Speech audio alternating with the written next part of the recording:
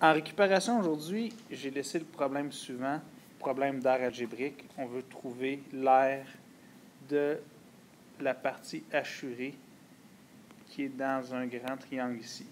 Et dans le fond, ce qu'on va faire, on va prendre l'aire, ou l'aire hachurée va être égal à l'aire du grand triangle, qui est celui-là.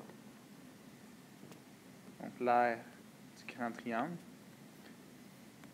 moins l'aire du petit triangle, qui est celui-là. Donc, moins l'aire du petit. Ce que je vais faire en premier, je vais trouver l'aire du grand, moins l'aire du petit. Donc, l'aire d'un triangle, on sait que la formule, c'est base fois hauteur divisé par 2. Donc là, je trouve l'aire de mon grand triangle. Pour trouver l'aire de mon grand triangle, j'ai besoin de la mesure de sa base qui est ici.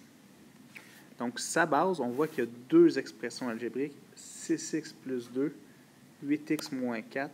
Je dois les additionner. Donc, 6x plus 2 plus 8x moins 4. Une fois que j'aurai réduit cette expression-là, je vais multiplier par la hauteur qui est 8 et je vais diviser par 2. Donc, pour réduire l'expression algébrique qui représente ma base, je dois d'abord identifier les termes semblables. On a 6x qui est semblable à 8x plus 2 qui est semblable à moins 4.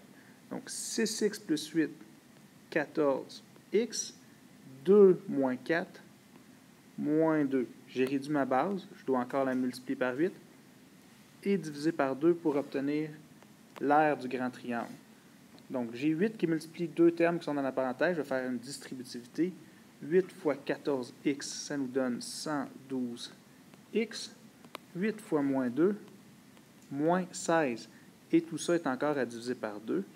J'y vais. 112x divisé par 2, ça nous donne 56x. Moins 16 divisé par 2, moins 8. J'ai donc trouvé l'aire de mon grand triangle. 56x moins 8 cm². Je dois maintenant aller trouver l'aire de mon petit triangle. Donc, l'aire de mon petit triangle, c'est encore un triangle. J'utilise la même formule, base fois hauteur divisé par 2. La base, cette fois-ci, du petit triangle, c'est 6x plus 2. La hauteur du petit triangle, 5, encore une fois, divisé par 2. Donc, 5 fois 6x, 30x, 5 fois 2, plus 10, et c'est à diviser par 2. 30x divisé par 2, 15x, et on a 10 à diviser par 2 qui donne plus 5. Conclusion, l'aire de mon petit triangle est de 15x plus 5 cm². Il me reste juste à calculer l'aire de la partie hachurée. On avait dit que c'était l'aire du grand triangle.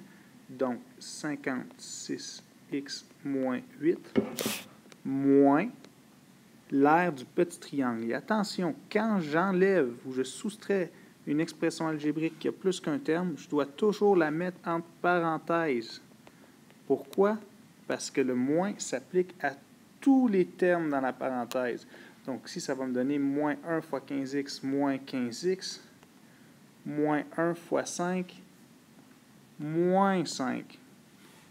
Donc, il me reste juste à rassembler les termes semblables.